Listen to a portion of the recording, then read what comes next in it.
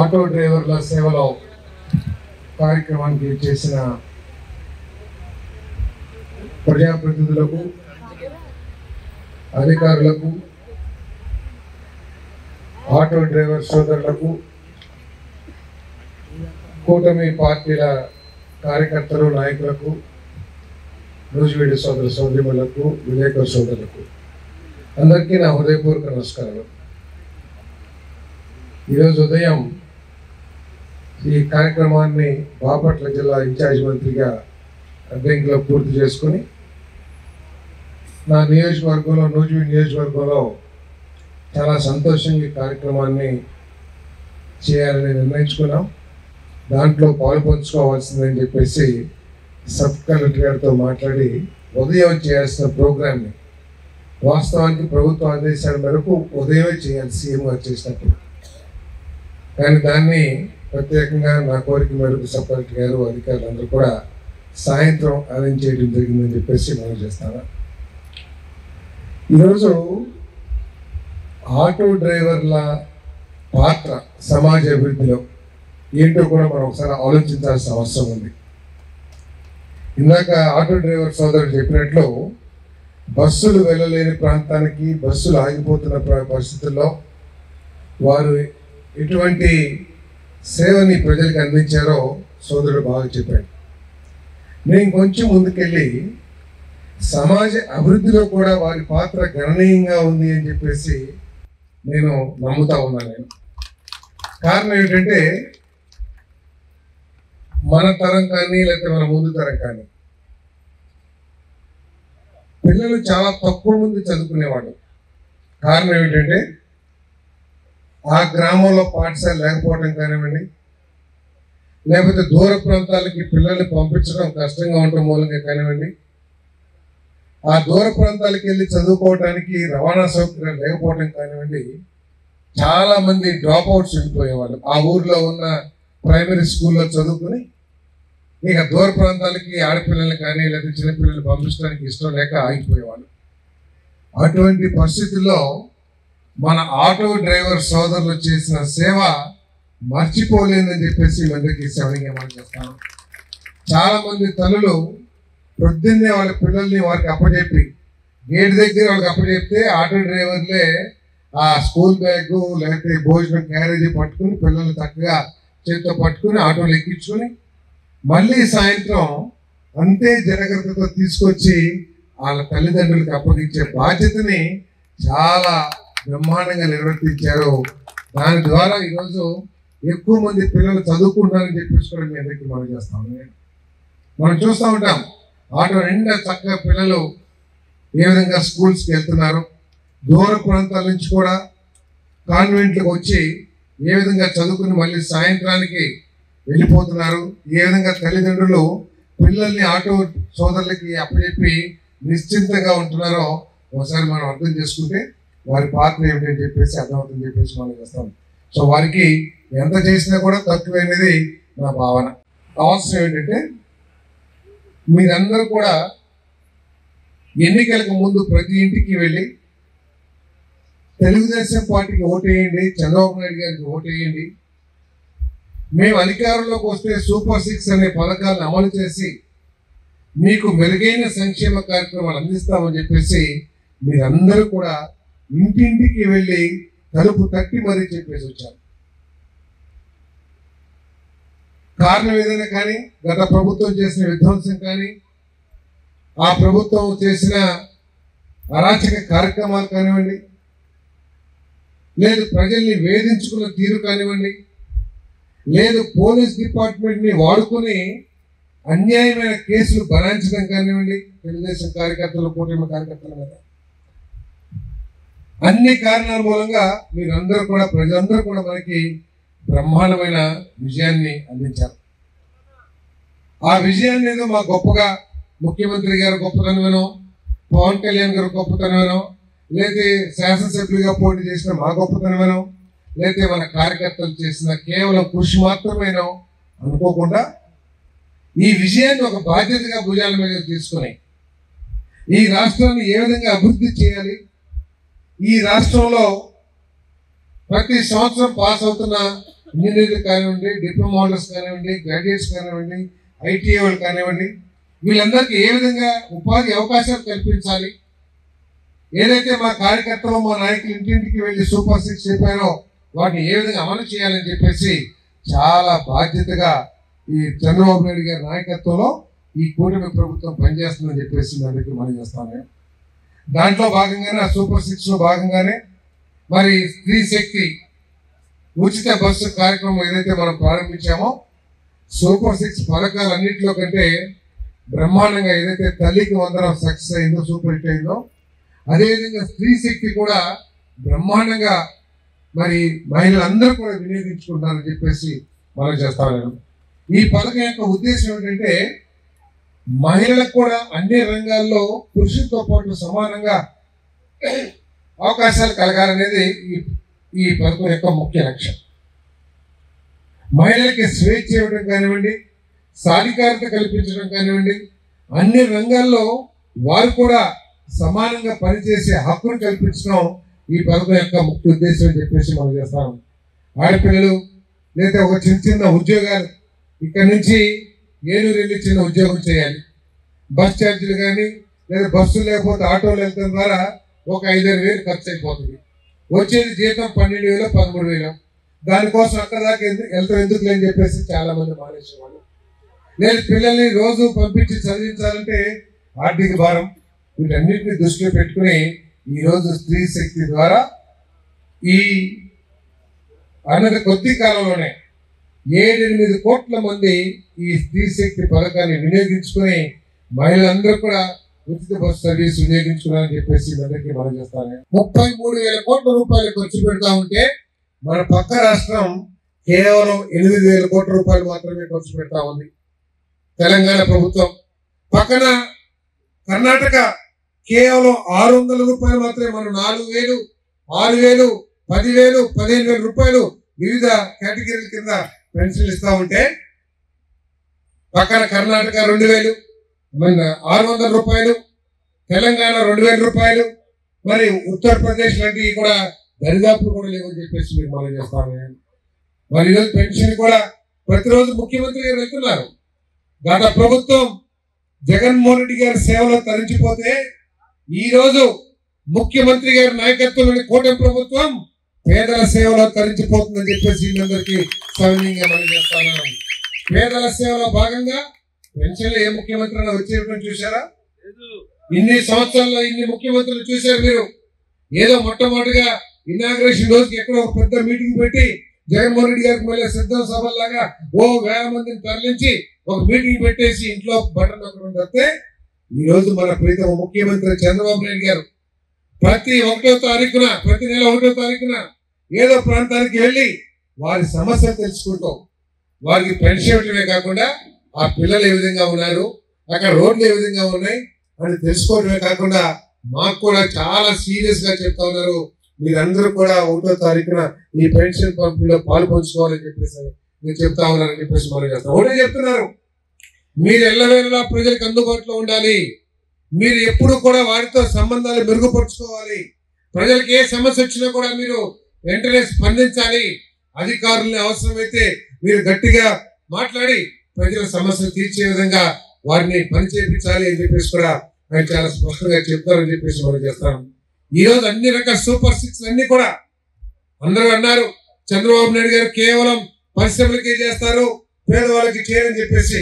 నేను అడుగుతా ఉన్నాను, దేశంలో ఇంత పెద్ద ఎత్తున సంక్షేమ కార్యక్రమాలు చేస్తున్న ప్రభుత్వం ఎక్కడ ఉందా అని చెప్పేసి నేను ప్రశ్నిస్తానని చెప్పేసి మనం చేస్తా ఉన్నాను. ఆ ప్రభుత్వానికి ఈ ప్రభుత్వానికి తేడా ఏమిటంటే వైఎస్ఆర్ కాంగ్రెస్ పార్టీ కూడా చెప్పింది, ఆ పార్టీ కార్యకర్తలు కూడా మీలాగనే ఇంటింటికి వెళ్ళారు 2019లో. అమ్మా మీరు మా ప్రభుత్వం వస్తే మీ పిల్లలకి 15,000 రూపాయలు ఇస్తామన్నారు. అధికారంలోకి వచ్చిన తర్వాత అమ్మఒడి పేరు మీద ఒకే ఒక్కరికి ఇచ్చారు. ఈ రోజు మన ప్రభుత్వం ఏదైతే మీరు చెప్పారో ఇంట్లో అందరి పిల్లలకి కూడా 5గురున్నా 6గురున్నా 7గురున్నా పేపర్లో చదివాం, ఏదో 10 మంది ఉన్నారని చెప్పేసి జాయింట్ ఫ్యామిలీ అనుకుంటాను. అందరికీ ఒకళ్ళున్నా 10 మంది ఉన్నా కూడా ఇచ్చింది ఈ ప్రభుత్వం అని చెప్పేసి మీకు మనం చేస్తాం. కానీ దీంట్లో మీరు ఒక తేడా మీకు కనపడింది, ఒకరికి వాళ్ళు ఇస్తే మనం ఎంతమంది ఉంటే ఎంతమందికి తల్లికి వందనం ఇస్తా ఉన్నాం. అయినా కూడా ఇంకొక తేడా మీరు గమనించాల్సింది ఏంటంటే, అమ్మఒడి ఇచ్చింది, ఫీజు రింబర్స్మెంట్ ఇచ్చింది ప్రభుత్వం, కొన్ని వేల కోట్ల రూపాయలు ఖర్చు పెట్టామని చెప్పేసి పెద్ద పెద్ద ప్రకటనలు ఇచ్చారు, బటన్లు నొక్కారు. కానీ ఈ పిల్లలు చదువుకున్న తర్వాత ఏం చేయాలి, వీళ్ళకి ఉద్యోగ అవకాశాలు రావడానికి ప్రభుత్వం తరపు నుంచి తీసుకోవాల్సిన చర్యలు ఏమిటి? ప్రభుత్వం కనుక నిజంగా ఆలోచించినట్లయితే, ఆ జగన్మోహన్ రెడ్డి గారికి కనుక పరిపాలన దక్షత ఉన్నట్లయితే, ఇంతమంది ఇన్ని లక్షల మంది పిల్లల్ని కొన్ని వేల కోట్ల రూపాయలు ప్రజాధనాన్ని ఖర్చు పెట్టి మనం చదివిస్తున్నాము, వీరికి తర్వాత ఏ విధంగా మనం ఉపాధి కల్పించాలని ఆలోచించినట్లయితే, ఈ రాష్ట్రాలకి పెట్టుబడులు తీసుకురావడం కానివ్వండి, సాఫ్ట్వేర్ రంగాన్ని తీసుకురావడం కానీ, పెద్ద పెద్ద పరిశ్రమలు ప్రారంభించడం కానీ, మరి ప్రభుత్వ ఆధ్వర్యంలో ఆ అభివృద్ధి కార్యక్రమాలు చేసి ఆలోచన చేసేవాడు. కానీ పరిపాలన దక్షత లేదు, కేవలం జగనన్న సేవ ఒక్కటే ఆ ప్రభుత్వంలో ఉండేది. కానీ ఈ రోజు మన ప్రీతం ముఖ్యమంత్రి గారు అహర్నిశలు కష్టపడతా ఉన్నారు. ఈ రోజు కూడా మన మంత్రివర్గంలో 4 మంత్రులు ప్రపంచం అంతా తిరుగుతా ఉన్నారు. ఒక్కొక్కరు 2-3 దేశాలకు వెళ్ళి, అయ్యా మా రాష్ట్రం రండి, మా రాష్ట్రంలో మీకు అనుకూలమైన వసతులన్నీ ఏర్పాటు చేస్తాము, మా దగ్గర లక్షల మంది పిల్లలు ఉన్నారు, వాళ్ళందరికీ కూడా నైపుణ్యం ఉంది, మీ ఫ్యాక్టరీకి మీ సాఫ్ట్వేర్ కి ఎటువంటి నైపుణ్యం కావాలో మా పిల్లల దగ్గర ఉన్నాయి, మీరు పెట్టుబడులు పెట్టండి, మీకు ఎటువంటి ఇబ్బంది లేకుండా మీరు వ్యాపారం చేసుకోండి, మా రాష్ట్రానికి అభివృద్ధి చేయండి అని చెప్పేసి 4 మంత్రులు, ఎనర్జీ మినిస్టర్ గొట్టిపాటి రవి గారు కానివ్వండి, భరత్ గారు కానివ్వండి, ఇంకా రెవెన్యూ మినిస్టర్, వీళ్ళంతా కూడా మరి ఇతర ఫ్రాన్స్, యూరోప్ కి, అమెరికాకి వెళ్ళారని చెప్పేసి మనం చేస్తాము. ఇదంతా ఎందుకు చేస్తున్నారు? మన పిల్లలకి ఒక భవిష్యత్తు కావాలి. ఒకరోజు ముఖ్యమంత్రి గారు నాతో చెప్పారు, సంక్షేమ కార్యక్రమాలు ఒక పక్కన పెట్టు పరచాలి, నా ఆలోచన ఏమిటంటే, ఈ రాష్ట్రంలోని ప్రతి బీసీ కుటుంబంలో, ప్రతి ఎస్సీ కుటుంబంలో ఎవరో ఒకరు సాఫ్ట్వేర్ ఉద్యోగమో, లేదా ఒక ప్రభుత్వ ఉద్యోగమో, లేదా ఒక ఫ్యాక్టరీలో మంచి ఉద్యోగమో వస్తే వాళ్ళ కుటుంబాలు ఒకసారి ఆలోచించి పాటిస్తారని అని చెప్పేసి ఏదేదో చిన్న ప్రశ్న అడిగితే చెప్పారని చెప్పేసి మనం చేస్తాను. ఆయన దూరదృష్టి ఆలోచించాల్సిన అవసరం ఉందని చెప్పేసి మనం చేస్తూ, సంక్షేమ కార్యక్రమాల్ని, అదేవిధంగా అభివృద్ధిని, అదేవిధంగా మన పిల్లల భవిష్యత్తుని ఈ ప్రభుత్వం ప్రాధాన్యతనిచ్చి ముందుకు తీసుకెళ్తున్న విషయాన్ని మీరందరూ కూడా చెప్పాలని చెప్పేసి మనం చేస్తాను. ఈరోజు ఏదైతే ఆటో డ్రైవర్ సోదరులకి 15,000 ఇచ్చామో, ఈ రాష్ట్రంలో ప్రతి కుటుంబానికి కూడా 15,000 రూపాయలు సుమారు లబ్ధి చేకూరే విధంగా జిఎస్టీ మార్పులు తీసుకొచ్చామని చెప్పేసి మనం చేస్తాను. ఈ రాష్ట్రం ఈ జిఎస్టీ మార్పుల మూలంగా 8,000 కోట్ల రూపాయల అక్షరాల 8,000 కోట్ల రూపాయలు నష్టపోతుంది ఈ రాష్ట్ర ప్రభుత్వం. అయినా కూడా ప్రభుత్వం నష్టపోయినా పర్వాలేదు, ప్రజలు లాభం పొందాలి అని చెప్పే ఆలోచనతో దాన్ని ఎటువంటి వ్యతిరేకించుకోకుండా మన ప్రీతం ముఖ్యమంత్రి ఒప్పుకున్నారని చెప్పేసి మనం చేస్తా ఉన్నాను నేను. దాని ద్వారా ప్రతి కుటుంబానికి 15,000 రూపాయలు, టూత్ పేస్ట్ దగ్గర నుంచి, ఇంట్లో వాడే వస్తువుల దగ్గర నుంచి, ఏసీలు కానివ్వండి, ఫ్రిడ్జ్లు కానివ్వండి, మన చిన్న చిన్న స్కూటర్లు కానివ్వండి, లేదా కార్లు కానివ్వండి, ప్రతి దాని మీద కూడా పెద్ద ఎత్తున తగ్గించారు. తద్వారా అన్ని కుటుంబాలకు కూడా మేలు జరుగుతుందని చెప్పేసి మీ అందరికీ శ్రవణిగా మనం చేస్తాను. పథకానికి 1,900 కోట్లు ఖర్చు అయిందంటే అనుకుంటే ఇప్పుడు 3,000 కోట్ల రూపాయలు దాటిపోయే పరిస్థితి వచ్చిందని చెప్పేసి మీకు మనం చేస్తాను నేను. మరి ఇంత పెద్ద ఎత్తున మహిళలందరూ కూడా బస్సులు వినియోగించుకుంటూ ఉంటే, మగాళ్ళేమో మోటార్ సైకిల్ మీద తిరుగుతూ ఉంటే, మరి మన ఆటో డ్రైవర్ సోదరులు ఏమైపోవాలి అని చెప్పేసి మన లోకేష్ గారు, మన పవన్ కళ్యాణ్ గారు, మన మంత్రివర్గంలో ఉన్న వాళ్ళందరూ కూడా ఒక ముఖ్యమంత్రి గారి దృష్టికి ఈ ఆలోచన తీసుకెళ్ళారు. ముఖ్యమంత్రి గారు కూడా అదే ఆలోచన చేశారు. మనం ఒక పథకం చేయడం ద్వారా కొంతమందికి, కొన్ని వర్గాలకి మేలు చేయడం ద్వారా వేరే వర్గాలు ఎవరు నష్టపోకూడదు, వారికి కూడా మేలు చేయాలనే లక్ష్యంతో ఈ ఆటో డ్రైవర్ సేవలో అనే పథకాన్ని 15,000 ఇచ్చే కార్యక్రమాన్ని చేస్తున్నారని చెప్పేసి మీ అందరికీ సమయంగా మనం చేస్తాం. గతంలో కూడా ఇచ్చారు, ఇందాక చెప్తా ఉన్నారు. కేవలం 2,30,000 మందికి, ఎంతమందికి 10,000 రూపాయల కాడికి అంటే దాదాపు 230 కోట్లు, 260 కోట్లు ఇస్తే మనం 2,90,669 మందికి 15,000 కాడికి దాదాపు 440 కోట్ల రూపాయలని ఈ పథకానికి, ఈ ఆటో డ్రైవర్ సోదరులకి ఇస్తున్నామని చెప్పేసి మనం చేస్తాను. మన ప్రభుత్వం చేసే కార్యక్రమానికి, ఆ ప్రభుత్వం చేసే కార్యక్రమానికి ఒకసారి తేడా గమనిస్తే, 10,000 ఇచ్చిన తర్వాత ఆటో డ్రైవర్ సోదరులందరూ కూడా గగ్గోలు పెట్టారు. అయ్యా, ఒక చేత్తో మీరు 10,000 ఇస్తున్నారు, ఇంకో చేత్తో మీ పోలీసులు మా పొట్ట మీద కొట్టి ఫైన్ల మీద ఫైన్లు వేసి ఈ 10,000కి రెండింతలు గుంజేస్తున్నారని చెప్పారు. అయ్యా జగన్మోహన్ రెడ్డి గారు, మీరు 10,000 ఇచ్చామని చెప్పేసి బటన్ నొక్కామని చెప్పేసి చాలా గొప్పగా చెప్తున్నారు.